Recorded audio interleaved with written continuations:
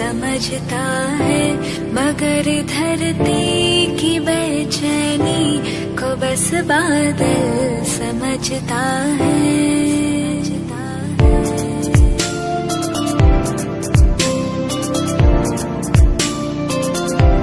कोई दीवाना कहता है, कोई पागल समझता है, मगर धरती की बेचैनी को बस बादल समझता है।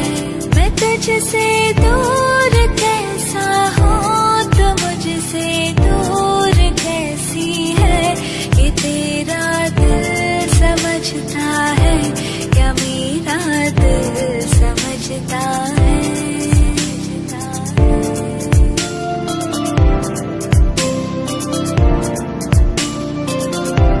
मोहब्बत एक एहसासों की पावन सी कहानी है, कभी कबीरा दीवाना था, कभी मेरा दीवानी है।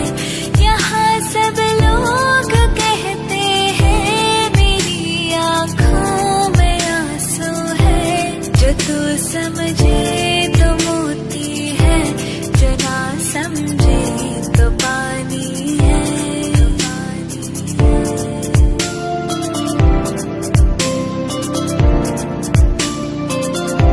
समंदर पीर का अंदर है, लेकिन रो नहीं सकता, ये आंसू प्यार का मोती है, इसको खो नहीं सकता।